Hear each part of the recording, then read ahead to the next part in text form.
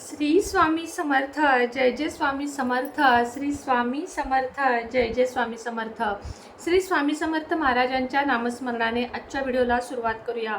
शुभ गुरुवार तुम्हा सगळ्यांना। कसे आहात तुम्ही सगळे आशा व्यक्त करते। स्वस्त असाल, मस्त असाल, स्वामींच्या सेवेमध्ये रममाण असाल।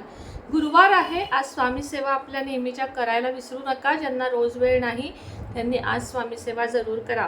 आजचा व्हिडिओ खास महिलांसाठी आहे आणि तो माझ्या महिलांनी, मैत्रिणींनी, टीनेजर मुलींनी सगळ्यांनी बघावा ही माझी तुम्हाला नम्र विनंती आहे आणि व्हिडिओ संपूर्ण बघावा। गृहिणी आहात, घरात आहात, डिप्रेशन येतं, कमवत नाही, पती नीट वागत नाही, सासू सतत टोमणे देते, सासरे टोमणे देतात, जगणं नकोसं झालं आहे, या घरात राहण्यापेक्षा पळून गेलेलं बरं अशी तुमची मनस्थिती आहे। अशा वेळेस काय करावं? मुळात सगळ्याला आपण तोंड देऊ शकतो, पण पतीच नीट नसेल तर आपण काय करावं, त्याला कसं हँडल करावं याच्यावर आजचा व्हिडिओ आहे। अतिशय मोटिवेशनल व्हिडिओ राहणार आहे, त्यामुळे तुम्ही तो व्हिडिओ नक्की बघावा। प्रत्येक लेडीजसाठी हा, अगदी तुम्ही ऑफिसला जात असाल तरीही आणि गृहिणी असाल तरीही आयुष्याशी डील कसं करावं याचा स्वानुभव आणि स्वतःचे अनुभव किंवा एक शिकली आहे म्हणा मी इतक्या वर्षांमध्ये। जेवढं आयुष्य जगले तितकं काही ना काही शिकत गेले, त्यामुळे ते तुमच्याबरोबर शेअर करायला, अनुभव शेअर करायला आणि कसं वागावं हे शेअर करायला मला नक्कीच आवडेल। सगळ्यात आधी तुम्ही हा एक टॉपिक लक्षात घ्या की तुम्ही गृहिणी आहात याचा सर्वप्रथम अभिमान बाळगा। तुम्ही गृहिणी आहात, तुम्ही हाऊसवाईफ आहात, ह्याची कधीही तुम्ही स्वतःला कमतरता मानू नका की मी गृहिणी आहे, मी काही करत नाही, मी काही कमवत नाही। तुम्ही सगळ्यात मोठा जॉब करत आहात, तो तुम्ही घर सांभाळण्याचा करत आहात। घर सांभाळायचं ही साधीसुधी गोष्ट नाही। घर सांभाळण्यासाठी जर तुम्ही झाडू आणि फरशी या दोन गोष्टीला जर एखादी बाई ठेवलीत तर ती किमान 1,500 रुपये घेईल, भांड्याला बाई ठेवलीत तर ती किमान 1,000 रुपये घेईल, स्वयंपाकाला बाई ठेवली तर ती किमान 4,000 रुपये घेईल, वरची साफसफाई, इतर कामे या कामाला बाई ठेवलीत तर 2,000 रुपये घेईल, भाजीपाला आणून देणं, मुलांचा अभ्यास घेणं या सगळ्याला तुमचे किमान 5,000 रुपये जातील। हे सगळं तुम्ही करता, ह्याचा अर्थ तुम्ही महिन्याला 15-20 हजार रुपये तरी सहज कमवता, हे तुम्ही विसरू नका आणि हे समोरच्यालाही विसरून देऊ नका। तुम्ही तुमच्या घरातल्यांकडून, तुमच्या सासूकडून, तुमच्या सासऱ्यांकडून, तुमच्या पतीकडून निंदा, नालस्ती, टोमणे हे सहन करायचे नाहीत। त्यांना तुम्ही ज्यावेळेस तुमची निंदा होते, ज्यावेळेस नालस्ती होते, ज्यावेळेस तुम्हाला टोमणे मारले जातात, ज्यावेळेस तुम्हाला म्हटलं जातं तू काही कामाची नाहीस, तू करतेस तरी काय, तुम्ही दोनदा ऐका, तिसऱ्यांदा मात्र पतीला उत्तर द्या की मी बाहेर जाऊन कमवेन, काहीही कमवेन, कसंही कमवेन, कितीही कष्ट करेन, उद्यापासून तुम्ही घरात राहा। सकाळी उठल्यापासून 5:30-6 पासून ते संध्याकाळी रात्री 11:30ला किचन आवरण्यापर्यंतची जबाबदारी तुम्ही घ्या, मी घर भागवून दाखवते। एकदा असे उत्तर देऊन बघा, दोनदा उत्तर देऊन बघा, तीनदा उत्तर देऊन बघा। एक दिवस संपावर जावा, एक दिवस काहीच घरातलं करू नका, ना कुणाला डबा द्या, ना कुणाला चहा पाणी द्या, तुमची रूम, तुमची जागाच सोडू नका। सरळ सांगा मला आज बरं वाटत नाहीये आणि तुमच्याशिवाय 4 दिवस दाखवून द्या की तुमच्याशिवाय घर किती अडतं ते आणि घरातलं किती नडतं ते।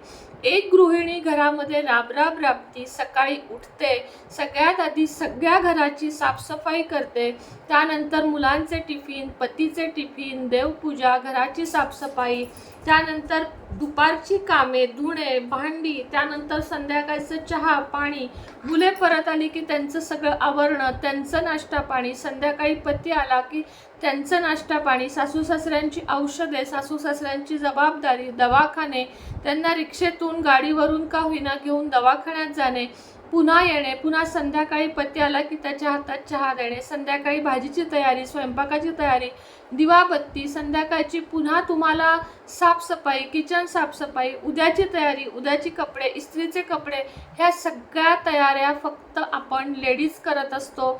जेंट्सला सगळ्या गोष्टी हातात देण्याच्या आणि त्यांचे गुलाम बनण्याच्या सवयी पहिल्यांदा घालवून टाका। पतीच्या हातात सॉक्स देणं, पतीच्या हातात रुमाल देणं, पतीच्या हातात पाकिट देणं, या चुकीच्या सवयी आहेत, या त्यानंच केल्या पाहिजेत। मी कित्येक वेळा बघते की पती पत्नी दोघंही कमवत असतात, मात्र पत्नी मात्र पतीच्या हाताखाली करत असते। या सवयी सोडा, लहान लहान सवयी, पतीला तुम्ही कामाला लावा, तुमचा चहा तुम्ही ठेवा, मीही करते, तुम्हीही करा.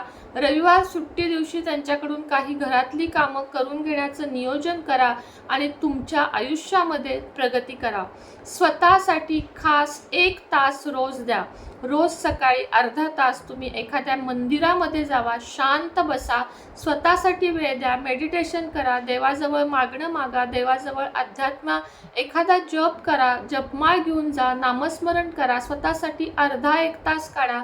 बागेत जावा, योगासनं करा, वॉकिंग करा, तुमच्या आवडीचा जिथं तुम्हाला आवडेल तिथं एखाद्या मैत्रिणीसोबत जावा.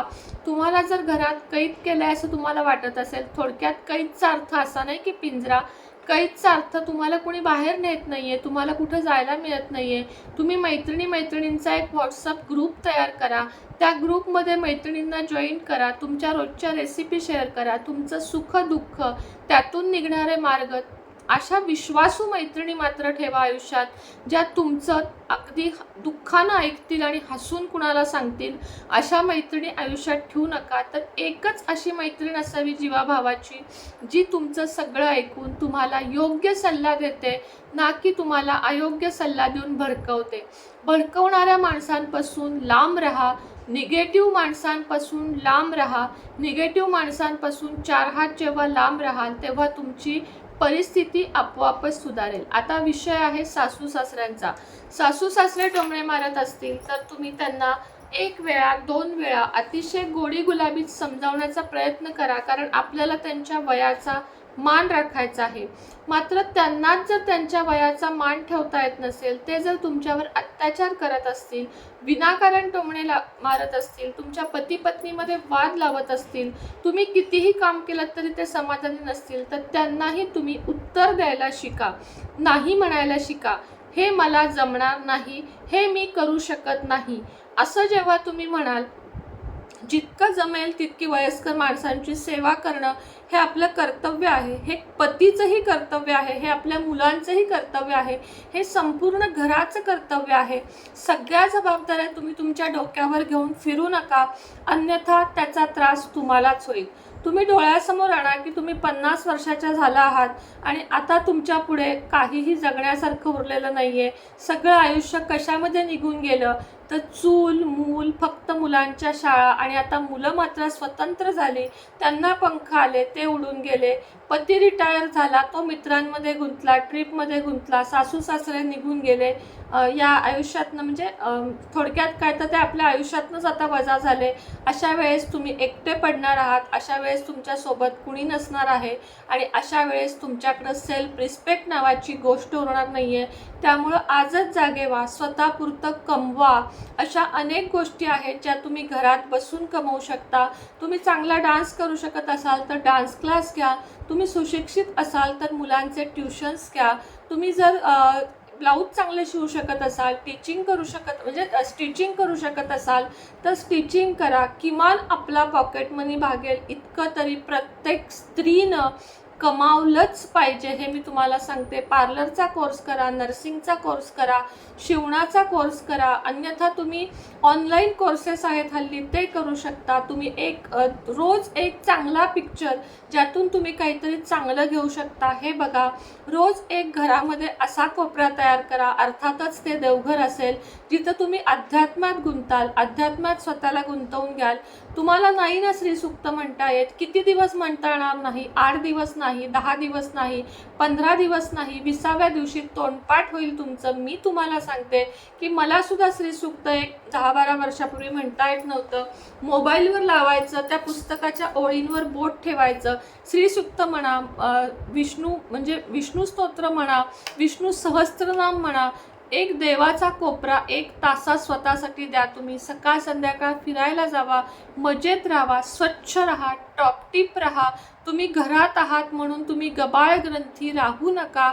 तुम्ही स्वतःकडे लक्ष द्या, तुमच्या केसांकडे लक्ष द्या, तुमच्या त्वचेकडे लक्ष द्या, तुमच्या कपड्यांकडे लक्ष द्या. तुम्ही तुमच्या पतीला इस्त्रीच्या कपड्यात बघता तेव्हा तुम्ही स्वतःला लो फील करता की अरे मी यांना शोभतीये का नाही, असा विचार करू नका. तर तुम्हीही घरात असाल तरी बऱ्याच लेडीज मी बघते की दिवसभर गाऊनमध्ये वावरतात. असं करू नका. दिवसभर चुडीदार, साडी, जो तुमचा पेहराव आहे तो घाला. करा. घरात घालायचे एक 5-6 कपडे, ड्रेसेस वेगळे ठेवा. रोज सकाळी स्वच्छ स्वतःचे केस विंचरा, स्वतःचा आवरा, हलकासा मेकअप करा. काजळ, लाईट लिपस्टिक, लिप बाम हे लावायला काहीच हरकत नाही आहे. गंध, कुंकू, टिकली, हातात बांगड्या, एका हातात घड्याळ, या सगळ्या गोष्टी तुम्हीही करू शकता आणि तुम्हीही करा. साधं भाजी आणायला जायचं म्हटलं तरी टॉपटिप तुम्ही जाऊ शकता.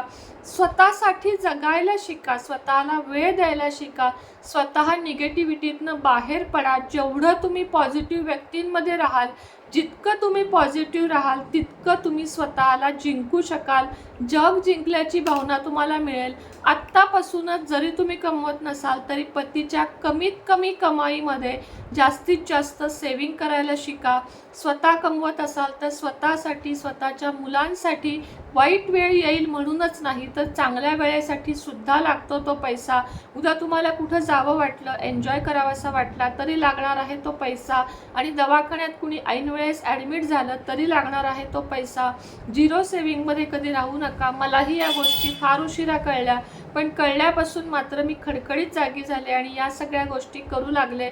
मी सुद्धा खूप काही सहन केलं आहे, काही गोष्टी करत आहे, मात्र ठरवलेलं आहे की या गोष्टींपासून आता विलुप्त व्हायचं. स्वतःचं जीवन जगायचं, स्वतः आनंदी राहायचं, स्वतःवर प्रेम करायचं.